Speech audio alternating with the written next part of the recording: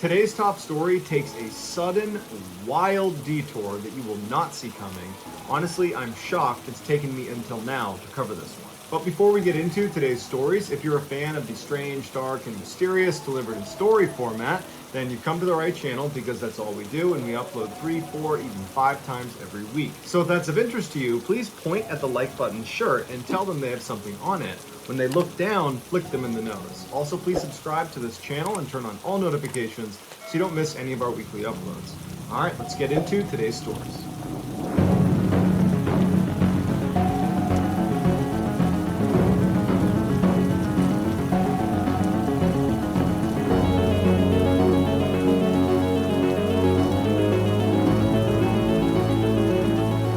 While he was in college at Carnegie Mellon University, Aaron Ralston studied mechanical engineering, French, and piano, and then upon graduation, he moved to the Southwest and took a job as an engineer. But 5 years into his corporate job, he realized he hated it, and so he quit and moved to Colorado to pursue his real passion in life, which was mountain climbing. On April 25th, 2003, Ralston takes a trip to Utah where he plans to explore the Canyonlands National Park. He slept in his truck that night, and the next morning at about 9:15 a.m. he gets up, and it's this beautiful Saturday morning. He hops on his bike, and he bikes 15 miles to Blue John Canyon. The canyon was an 11-mile gorge that at certain places was as narrow as 3 feet across. And so Aaron locks up his bike and he begins walking through this canyon. About 6 hours later at 2:45 p.m., Aaron is right at this section of the gorge that's getting really, really narrow, and below him is about 100 feet down to the bottom of the desert floor. He was going to walk with both feet on either wall because it was so narrow and kind of Spider-Man his way through this section of the canyon. But as he began that maneuver, a huge 800-pound boulder became dislodged above him, and it comes tumbling down, and he barely gets out of the way, but it lands on his arm, and it pins his arm against the wall, and he can't move, and he's suspended 100 feet off the ground, and he's 20 miles away from the nearest paved road. Immediately, he tries to pull his hand free and push the rock off, but it's not going anywhere. And that's when it dawns on him that he didn't tell anybody he was going to be in this gorge today. No one knows he's here, and he's so far away from anyone that can help him, and he doesn't have a cell phone, he doesn't have a radio, he's got no way to communicate with anyone who could potentially help him. Now, the position he was in was not him dangling by his arm 100 feet off the ground. He was able to position himself against the rocks where he wasn't dangling. He was able to sit fairly comfortably besides his arm being crushed, and he was able to use the rock that actually had pinned him there as a sort of table or something to lean up against. And after he calms down a little bit, after a few minutes, he reaches back and he pulls his bag out in front and he starts taking inventory of what he has. And all he had was 12 ounces of water, so just a single water bottle, and he had 2 burritos and some candy bar crumbs. That was all he had. In terms of tools, all he had was this crummy multi-tool. And it did have a little knife that extended off the end, and almost immediately he takes that multi-tool and begins chopping away at this boulder to try to see if he can maybe crack it and push half of it off. But he's finding out very quickly that it's completely futile. It is not moving, it is an enormous boulder, it's not going anywhere. He cannot possibly break it with this crappy little multi-tool. As the sun began to set, Aaron started thinking really seriously about trying to cut his arm off. But again, all he has is this multi-tool and this crappy little dull knife, and he's thinking there's no way I can cut through my arm. There's bone in there. I can't possibly saw through the bone. And so very disheartened, he puts his multi-tool away and he begins to nurse the water and slowly eat the food and thinks maybe some miracle will happen where over the next couple of days, someone will be within earshot, I can yell to them and they can come get me, or maybe someone will see me when they're hiking overhead. I can just wait it out. But by the 5th day, he had run out of water, he was becoming delirious, he was actually drinking his own urine at this point, and he expected to die overnight. And so with his multi-tool, he etched his name into the rock, and then underneath it he etched the date he expected to die, which was the next day. And then after that, he put his multi-tool down, and he did have a camera with limited battery, and he pulled that out, and selfie style, he filmed goodbyes to his family. My name's Aaron Ralston. My parents are down on Larry Ralston of Englewood, Colorado. Whoever finds this, please make an attempt to get it to them. Be sure of it. I would appreciate it. After he was done filming, he put the camera away and he leaned up against the rock and fully expected to die. But he starts to have this really intense dream where he sees himself playing with a child and he's missing his right arm. And he takes that as a sign that he's supposed to chop his arm off and get out of here alive and go start a family. And so he wakes up from this dream and suddenly all he wants to do is survive. And he looks at his arm, which is already starting to decompose at this point, and he thinks to himself, I know I can't cut through bone, but what if I'm able to break my arm clean through? I can take this blade and cut through the break in the bone. And so he began testing using the edge of the rock as a fulcrum to see if he'd be able to break his arm, using the torque of pushing it over the edge of the rock. And when he started to sense it was possible, he took a deep breath, and then he broke his arm. He takes his multi-tool, and over the next hour, he would painstakingly saw through his entire arm. Once his arm was free, he couldn't believe it. He actually smiled when he saw his arm still pinned underneath the rock because of his sheer will to live at this point. And high on adrenaline, he climbed these 65 feet out of this canyon with his one arm. He gets to the trail and he runs 6 miles, and he happens to run into a group of hikers. They give him food and water and they're totally alarmed by him, but they're happy to help him. They call 911 and medics arrive and they save Aaron's life. Following Aaron Ralston's rescue, they went back to retrieve his arm. But in order to move that boulder, they had to bring out 13 park rangers, a hydraulic jack, and a winch, and all this heavy equipment, and they were barely able to move it. And they told Aaron, had you still been in place, there's no way we could have placed the equipment without killing you. So basically, you had to cut your arm off in order to get out of there. There was no other way out. And so for Aaron, I'm sure that felt pretty good to feel like you cut your arm off and that was the right decision. They would take his arm and they would cremate it and give the ashes to Aaron. And Aaron, after having his cremated arm for a couple of days, decided, no, I need to put this where it belongs. And so Aaron went back out to the canyon where he had been trapped, and he scattered his ashes over the boulder that had nearly killed him. In 2010, Aaron's ordeal was turned into a huge blockbuster movie called 127 Hours, where James Franco plays Aaron Ralston in the movie, and it's an incredible movie, albeit it's pretty hard to watch. Aaron Ralston himself said the movie, although it's a drama, is pretty much a documentary because James Franco does an incredible job portraying his emotions and what it was actually like to be trapped underneath this boulder for 5 days. In 1984, 19-year-old Timothy Molnar was living at home with his parents in Daytona Beach, Florida, while going to school for aeronautical mathematics. On January 24th, Timothy gets up and begins his day just like every other day of the work week, by going downstairs, having a bite to eat, and then taking his younger brother Frank to school. Once he dropped Frank off, he drove across town to his university where he had class, but as soon as he parked, he realized he had forgotten his bike, and that was something he brought with him everywhere. And so before class started, he went back home, he got his bike, put it in his car, turned around and headed out, and his mother would step outside and see him trailing away down the road.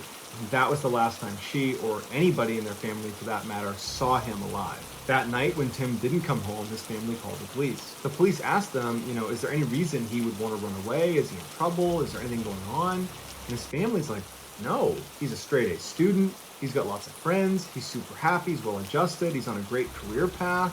There's nothing in his life to indicate that he would want to run away or that he's in trouble. I know he doesn't drink or do drugs. There's really nothing. So the police begin their investigation, and they start by looking at the family's credit card bills because they knew Tim had a credit card that was connected to the family account. And they found there had been a charge placed the same day he had gone missing in a gas station about 150 miles away. And so the police go out to this gas station and they find someone that had been there when Tim was there, and he was able to describe exactly what he looked like, what his car looked like. And the police ask him, was Tim alone? And the witness says, yeah, he was alone. He was acting totally normal.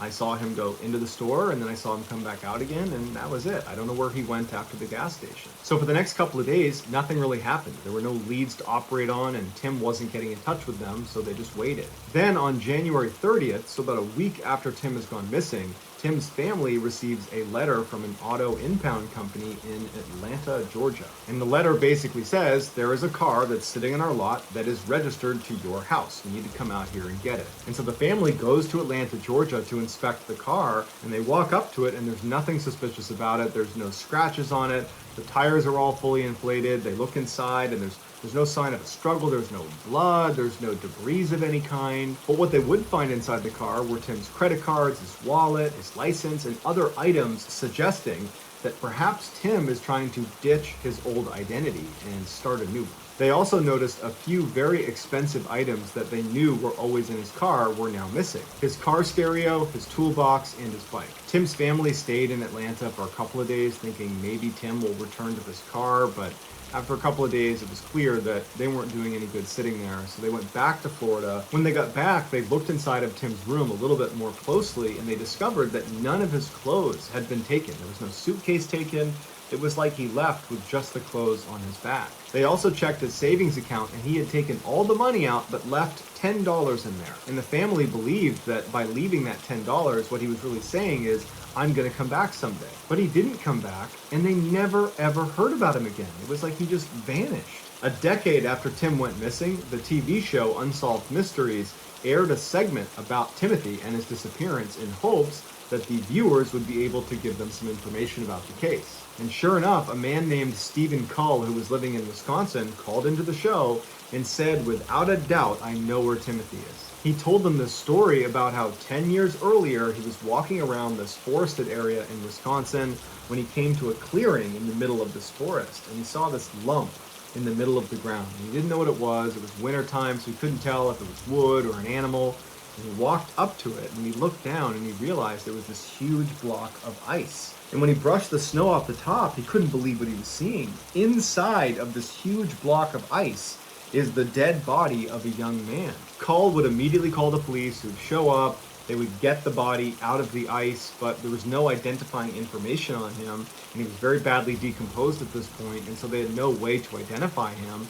And so he was buried and he was unclaimed. But from the second Steve saw that dead body in the ice, that image was seared into his mind. And so when the TV show Unsolved Mysteries put a picture of Tim up on the screen saying, if you've seen this guy, let us know, Steven's like, oh my gosh, I recognize those clothes. That's the guy who was dead in the ice block. And so the police go to Wisconsin, they dig up the body that was inside of the ice, they do a DNA test, and sure enough, it's Tim Molnar. Even though Tim's body was almost completely skeletonized at this point, the coroner said there's no sign of trauma to his body, none. However, they weren't able to determine a cause of death. To this day, we have no idea how or why Tim wound up 1,200 miles away, frozen inside of a block of ice. In 2009, 25-year-old Larry Mario Moncada graduated from college and moved back in with his parents in Iowa. He was excited about his future, and his parents were extremely proud of him. As soon as Larry moved back home, the first thing he did was go out and get a placeholder job at the No Frills supermarket, which was a local supermarket right in town. He figured, you know what, it's temporary, but I don't want to just sit around all day. I want to do that until I find my career. But even though the job was supposed to be temporary, he found that he kind of loved the job because he loved the people he worked with, and his coworkers would later say that they loved working with him too. But everything in Larry and his family's life would get turned completely upside down in November of 2009. On November 26th, while a blizzard raged outside, Larry and his family celebrated Thanksgiving inside. After everyone was done eating, Larry told them that he actually had an overnight shift at the supermarket. And I don't think his family knew he had this shift. So they were like, oh man, do you really gotta go? The weather's so bad. And he's like, no, I gotta go, I don't mind. And they're like, all right, well, hey, sorry you gotta work.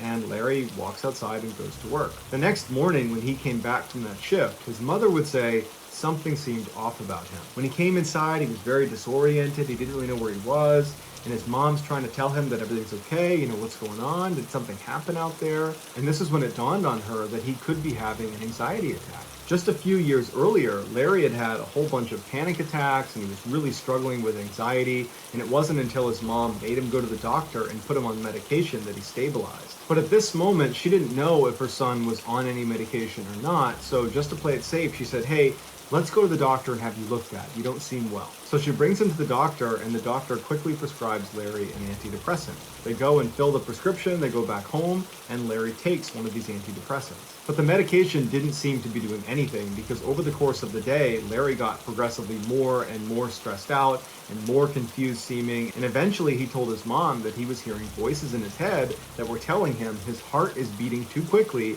and he needs to eat sugar to slow down his heart. And his mom is looking at him thinking, what do I do about this? And so all she could think to do was just to stand next to him and kind of comfort him as he sits there eating sugar over the course of the day. Finally that night he would fall asleep, and his mother prayed that over the course of the night that somehow this medication he had been prescribed would kick in and he would wake up and feel better, because so far it really seemed to only be getting exponentially worse. But the next morning when Larry got up, he was just as bad as the night before, except now he was having these vivid hallucinations. He said there were people in the house that were looking for him, and so he spent the day running around the house, hiding from people in the house that were not actually there. Then finally that night, Larry just kind of loses it and begins screaming at his parents and berating them before suddenly running out the front door without shoes, without a jacket, no wallet, no cell phone, no anything, and he just runs directly into the blizzard and disappears. His family was so caught off guard by this happening that it took them a minute to get out the front door after him, but it was snowing so hard they could barely see in front of their face, and they knew he was gone. So immediately they call the police, but the police have the same issue. They can't really go looking for him right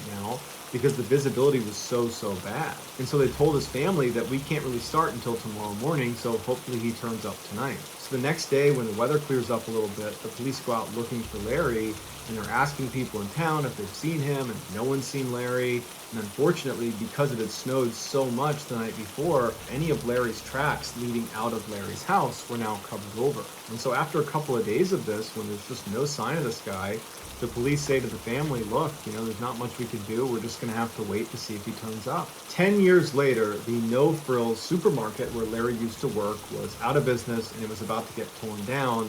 And some contractors were sent in to start ripping down the shelving and breaking down the inside of the building. And when they went into the back and began pulling away those huge freezers that keep your milk and your dairy products in, they start pulling those away from the wall, Larry's body comes tumbling out. It had been pinned in this tiny 18-inch wide space between the back of the freezer and the wall. It's believed on the night Larry ran out of his parents' house barefoot into a blizzard, he ran right up the road and went to the No Frills supermarket. Now, it was closed at the time, but he had access to the back door with the key code because he worked there.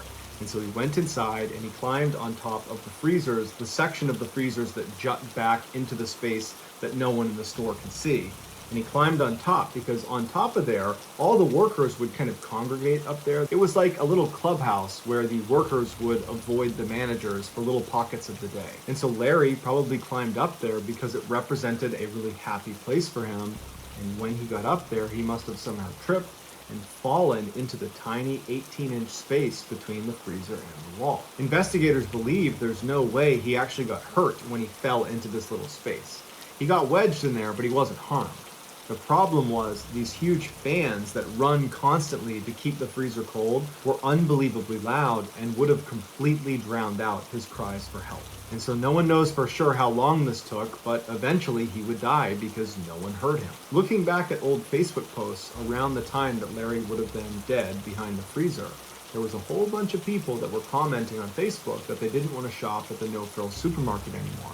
Apparently there was a really bad smell coming out of the back freezer. So that's going to do it, guys. If you found the secret in today's video, in the comments section, tell us what it is and at what time we can find it. And the first person to do that will get pinned at the top of the comment section. If you enjoyed today's video and you haven't done this already, please point at the like button's chest and tell them they have something on their shirt.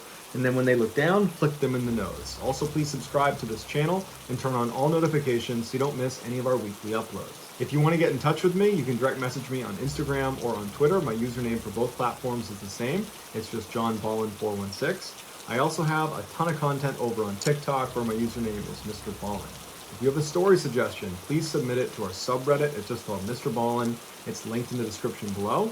So whether I see you on Instagram, Twitter, TikTok, Reddit, YouTube, or some combination, just know that I really appreciate your support. And until next time, that's going to do it. See ya.